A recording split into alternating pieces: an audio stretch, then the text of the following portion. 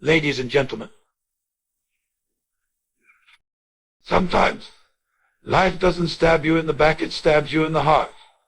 And the pain doesn't come from the knife. It comes from the hand that held it, the hand you once held with love and trust. We live in a world where betrayal wears lipstick and deception can smile in your face. You gave your heart, your loyalty, your everything, and in return you were given doubt, lies, and sleepless nights. But hear me now, truth doesn't hide forever. It lives in silence, waiting for the right moment to roar. There is one question, a simple, sharp question that can pierce through the mask of infidelity like lightning through the night. If I were doing what you're doing, would you trust me? Let that question sink in. Because that one question doesn't just demand an answer. It demands honesty. It demands introspection. It reveals the double standards.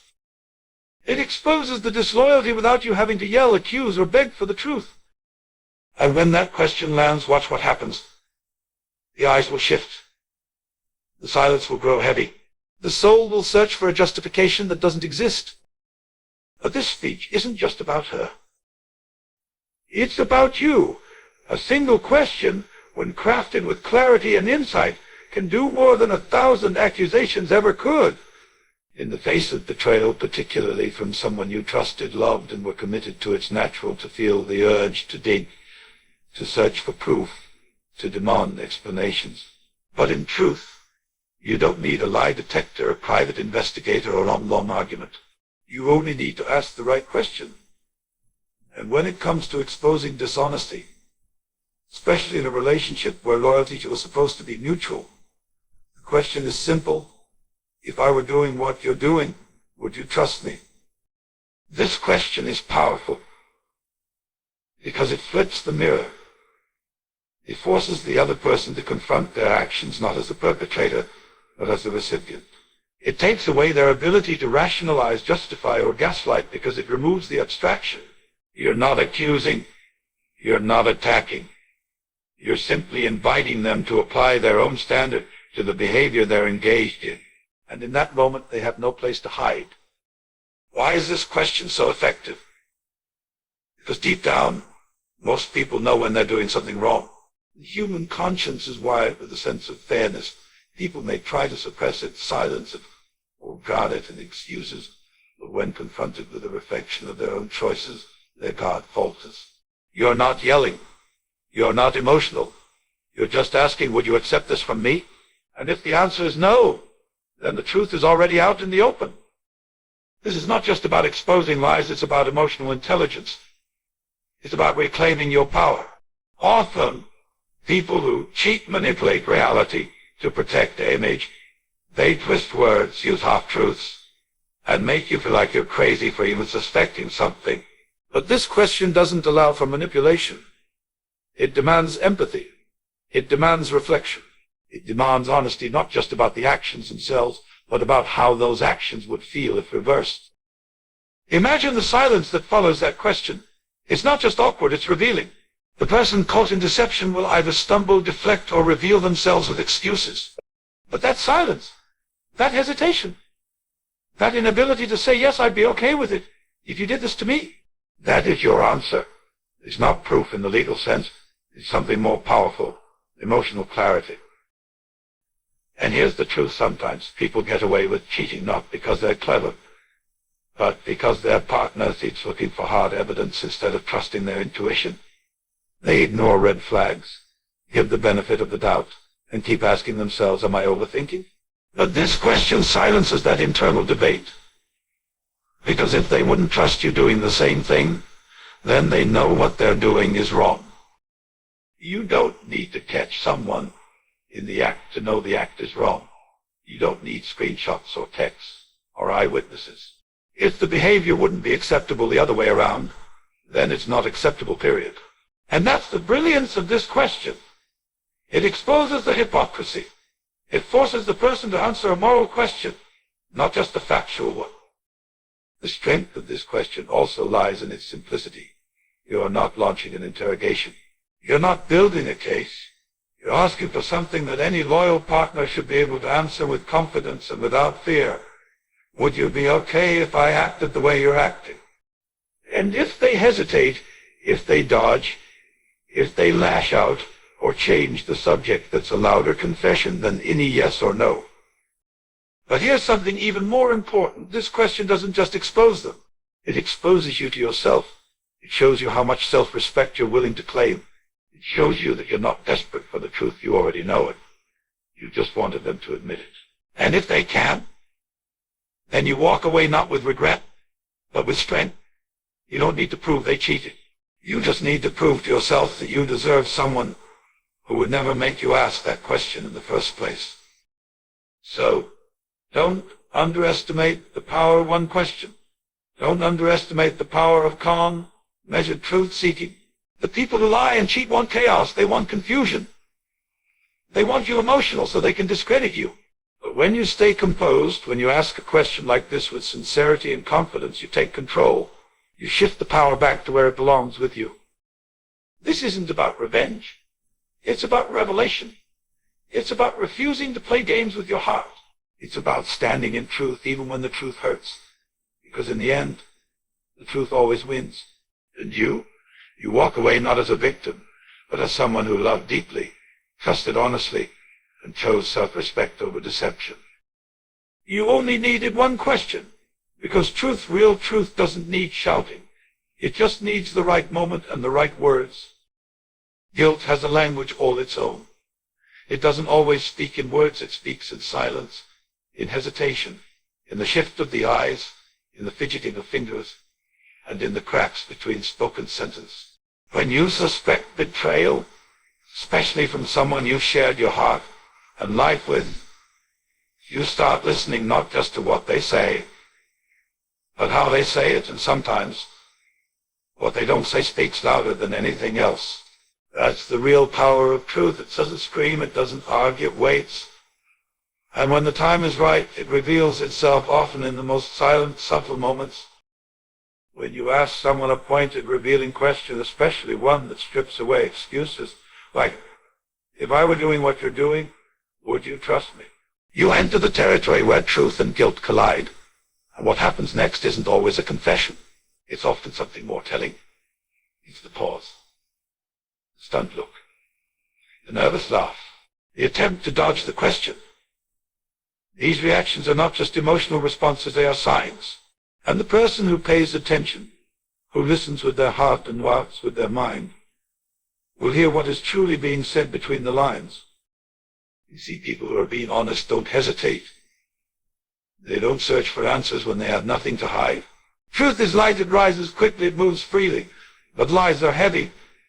They take time to construct. They need maintenance, they rely on memory, and they collapse under pressure. So when you ask a simple, honest question, and the person in front of you hesitates, fumbles, or gets defensive, that's guilt trying to protect itself. That's the internal war between what they know they did and what they want to pretend they didn't do. It's in that silence where you find the real truth. Because when someone is confronted with their own reflection, when you flip the situation and ask them if they would be okay being treated the same way they're forced to feel the very discomfort they've caused. And discomfort is difficult to hide. Even the best liars struggle to maintain their performance when they're made to feel instead of explain. That's why the question is so powerful. It shifts the conversation from facts to feelings, from the technicalities of cheating to the emotional betrayal behind it. And that's where the mask slips. The silence that follows that kind of question is not empty, it's full of meaning. It's the weight of a conscience caught off guard. It's the panic of a lie that's running out of room. It's the sound of someone trying to choose between denial and confession. And you, standing there calmly, don't need to raise your voice or gather evidence. You just need to watch. Because silence is a loud answer when you know how to hear it. Think of all the times you had a gut feeling, when something felt off, but you couldn't quite prove it. Maybe they changed their routines. Maybe their energy shifted. Maybe the love didn't feel the same anymore. And you asked questions hoping for reassurance. But instead you got vague answers, awkward pauses, and empty words. That wasn't just miscommunication. That was guilt trying to navigate a lie. And now you understand what was really happening. There's a reason people say actions speak louder than words. But sometimes, inaction, the silence, the delay, the nervous laugh speaks even louder. Silence reveals what words try to hide. When someone is innocent, they're quick to defend because the truth is on their side. But when someone is guilty, they stall. They need time to build a defense, to twist the truth, to cover the gaps. And in that stall, they give themselves away. But here's where you need strength. Don't ignore the silence. Don't explain it away. Don't let love blind you to what is right in front of you. Sometimes we silence our own instincts because we don't want the truth to be real. We'd rather believe the person we love couldn't possibly hurt us like that. But when you ask the question and the room grows heavy with unspoken words, that is your answer. Trust it. Trust it. You don't have to fight for the truth. Let it come naturally. Let it surface. The beauty of a question like this is that it puts the burden of proof on their conscience, not on your detective work. It allows you to step back and let their own discomfort do the talking. And more often than not, there is deep wisdom in staying calm when you ask hard questions, because your calmness becomes the consequence. Your peace becomes the pressure under which their lies tremble. You're not trying to trap them. You're simply offering them a mirror. And whether they look into it or turn away, that's their choice. But you walk away with clarity. Don't chase confessions. Don't beg for honesty. Simply observe what unfolds when the truth is invited to speak for itself. And if the only response is silence, remember that silence is full of everything they couldn't say, full of everything they didn't want you to know, full of the answer you needed to finally. So the next time doubt creeps into your heart and you feel the urge to dig for answers, ask the question. Ask it calmly. Ask it clearly. And then wait. Because if the truth doesn't come in words, it will come in silence. And in that silence, you will find the peace you've been searching for. When someone you love cheats, it can feel like your entire sense of self-worth is shattered. You start to question everything, not just their actions, but your own value. Was I not enough? Did I do something wrong? Could I have prevented? These are the thoughts that race through your mind in the quiet moments, and they're heavy, destructive, and deeply unfair. But here's the truth that so many people forget in the wake of betrayal. Being cheated on says nothing about your worth. It says everything about the character of the person who broke the trust. Emotional integrity is one of the most valuable qualities a person can bring into a relationship. It means being honest when it's hard, being loyal when it's inconvenient, and being real even when temptation calls. If someone chooses to lie, to sneak around, to engage in emotional or physical intimacy with another person behind your back, that's not a reflection of your shortcomings. It's a reflection of their inability to honor something sacred. You deserve emotional integrity, not halfway loyalty, not situational commitment, not someone who only treats you right when it's easy. You deserve a love that doesn't flinch under pressure, a love that shows up, stays honest, and remains consistent even when no one is watching. Anything less than that is not love, it's manipulation dressed in affection. And here's something even deeper to consider. People often cheat not because something is lacking in you, but because something is missing in them. They lack discipline, maturity, empathy, or the courage to face difficult conversations. Instead of owning their dissatisfaction, they take the coward's path and create destruction behind your back. They lie because they don't want to be uncomfortable. They hide because they know the truth would hurt you, and they'd rather protect themselves than protect your heart. That's not love. That's selfishness. So, it's hard not to internalize it. When you find out someone's been unfaithful, it cuts deep because it makes you feel like you weren't enough to keep their attention or loyalty. But the truth is, loyalty isn't earned through perfection, it's a choice. Every day, every hour, every temptation, someone either chooses to be loyal or they don't. And if they didn't, that decision rests solely on their shoulders, not yours. You didn't fail because they cheated. They failed because they betrayed.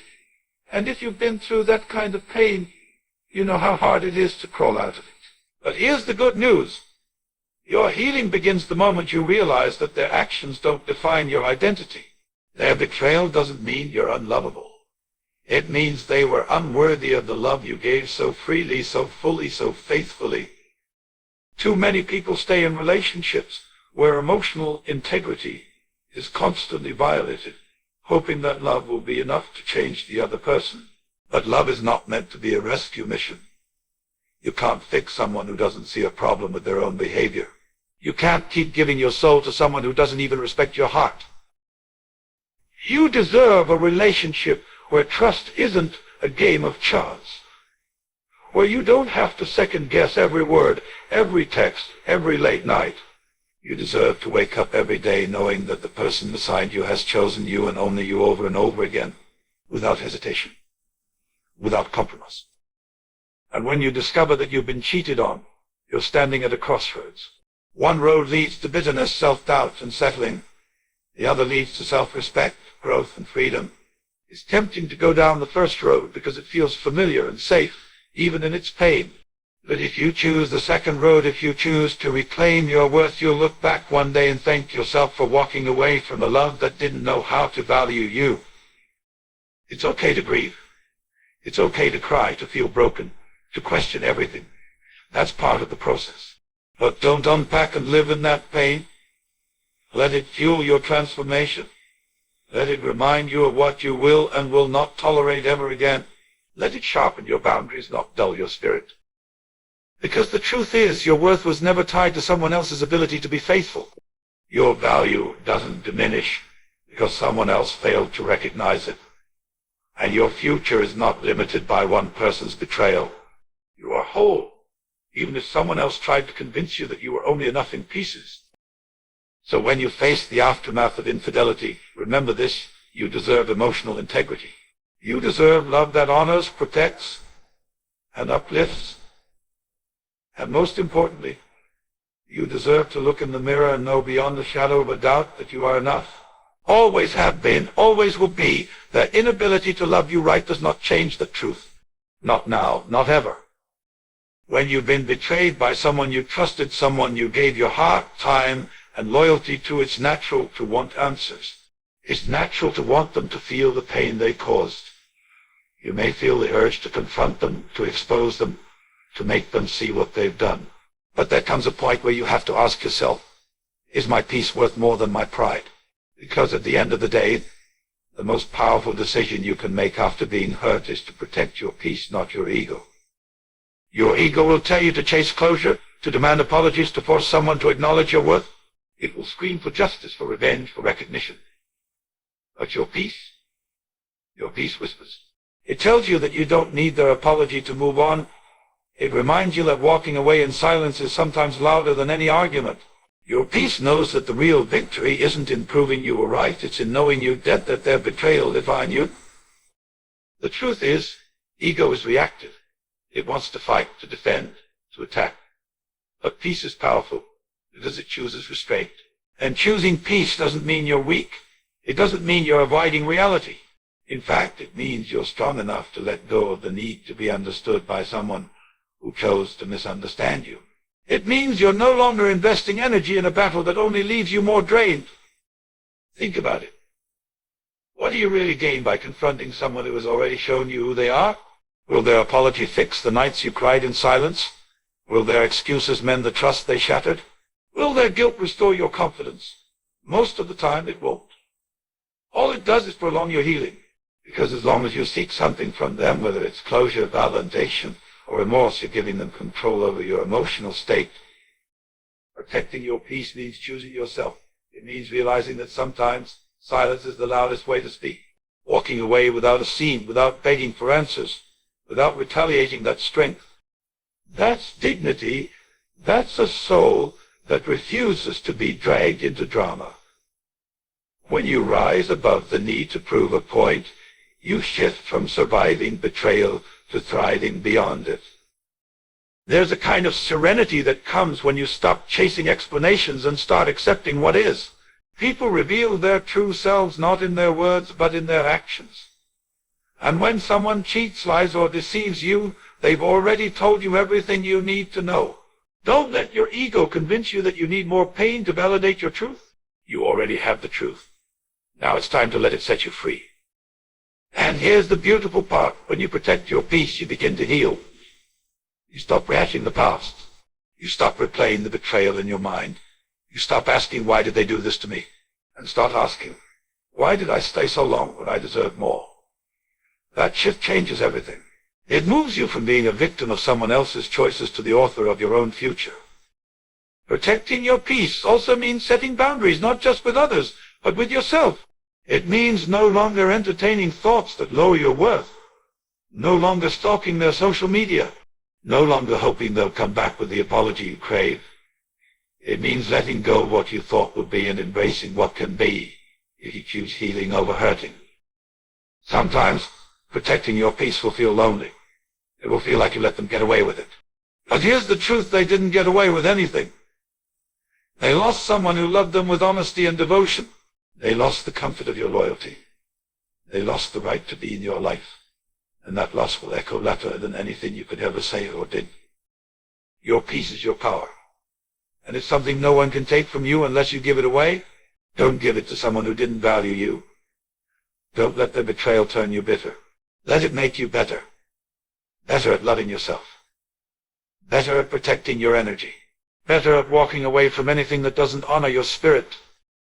So, when the urge comes to argue, to prove, to seek closure, pause. Breathe. Remember who you are. Remember what you deserve. And ask yourself, will this fight bring me peace?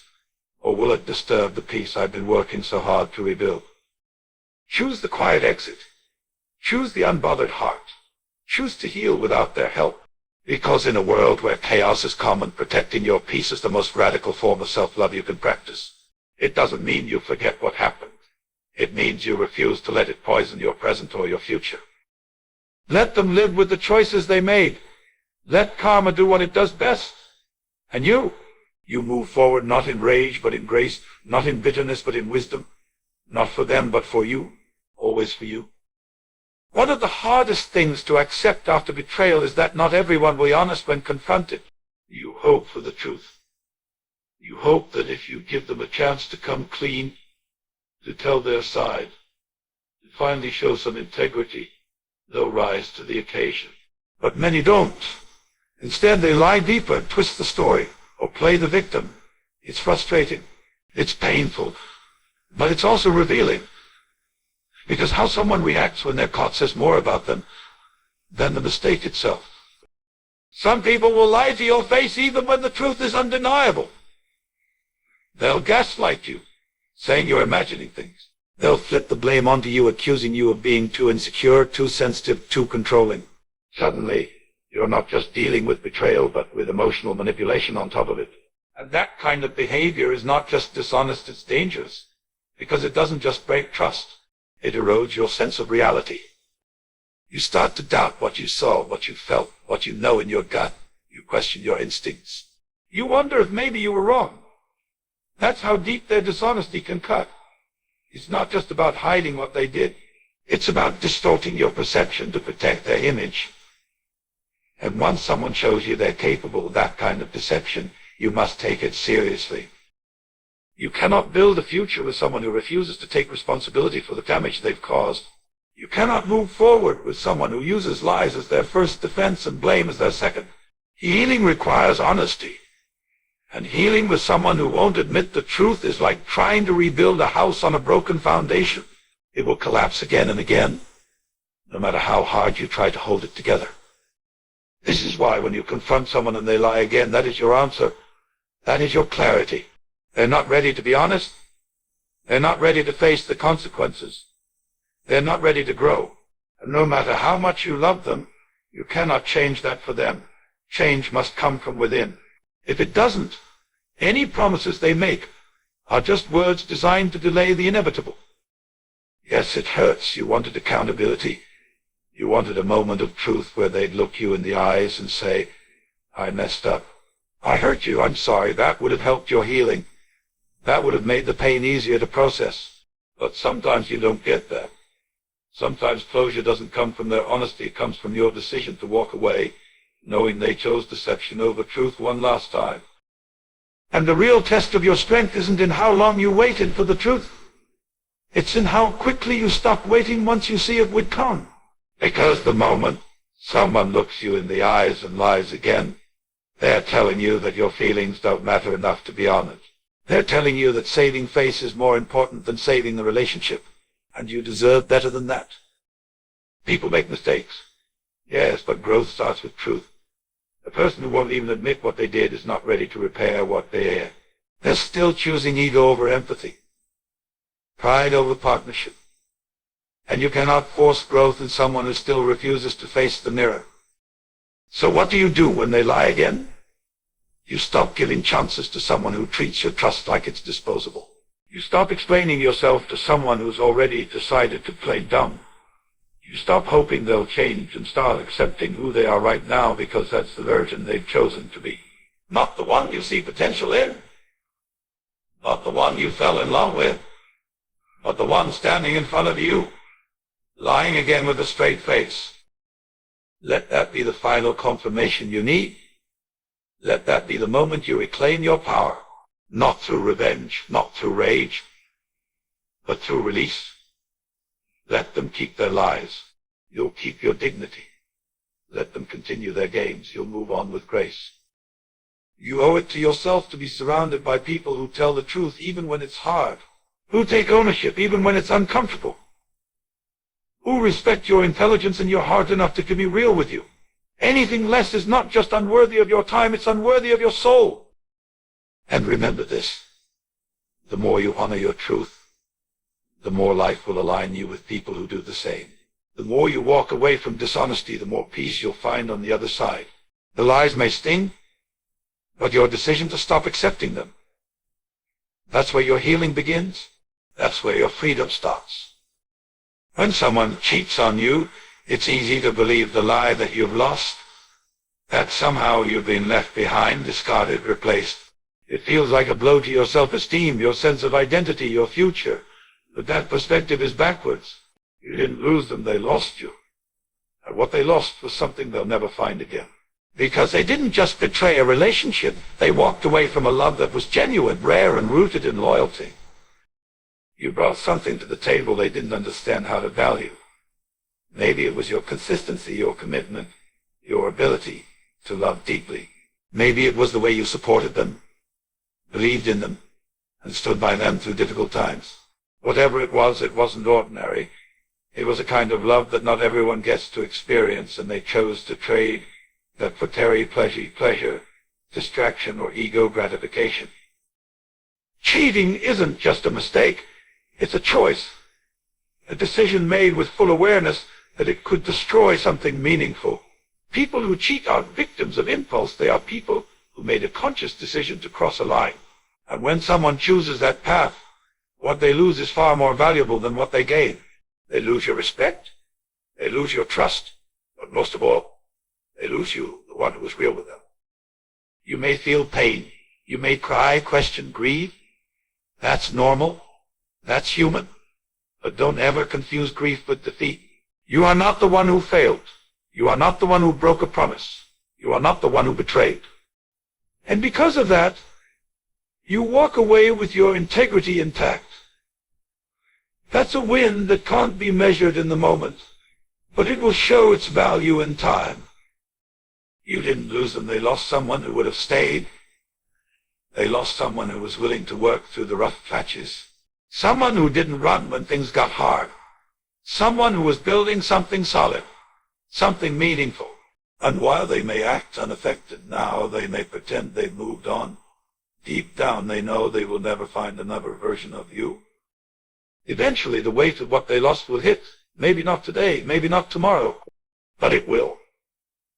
Because the world is full of surface-level connections, the kind that come and go, the kind that don't offer depth, loyalty, or emotional safety. And once they realize what they traded away, they'll feel the emptiness. They'll try to fill it, they'll try to replace you. But people like you aren't replaceable. The person who cheats doesn't just lose your presence, they lose access to your heart, to your care, to the way you love in full. And that loss is permanent, whether they realize it now or not. You are not something someone stumbles upon every day. Your love was a gift, not a given. So don't carry their betrayal like it's your burden. Carry it like a lesson, one that made you stronger, wiser, and more self-aware. Let it teach you to guard your energy, to be more selective about who gets close to your heart. But never let it harden you. Never let it make you believe that your love isn't worth giving again. Because it is. Just not to them. Sometimes losing someone is life's protection in disguise. You were meant to evolve beyond that chapter. You were meant for a love that reciprocates with the same depth and honesty you give. A love that doesn't gamble with your heart. A love that protects, not betrays. And now you've cleared space for that love to enter. It's okay to feel sadness, but let it be temporary. What's permanent is your resilience. Your ability to walk away from someone who couldn't honor you. Your refusal to stay where you're not valued. That's real strength. That's growth. So when you think about what happened, don't say, I lost them. Say, lost me. Say it with pride. Say it with peace, because you are still whole, you are still worthy, and you are still capable of a love so true that one person's inability to receive it won't stop you from giving it again to someone who won't let it go to waste. You didn't lose. You outgrew. You didn't fall apart. You leveled up. And the life ahead of you is proof that what left was never meant to stay. Let it go with gratitude. Let it go with power. Because your story doesn't end with betrayal, it begins with your healing. And in the end you win not because you were never hurt, but because you refused to stay broken.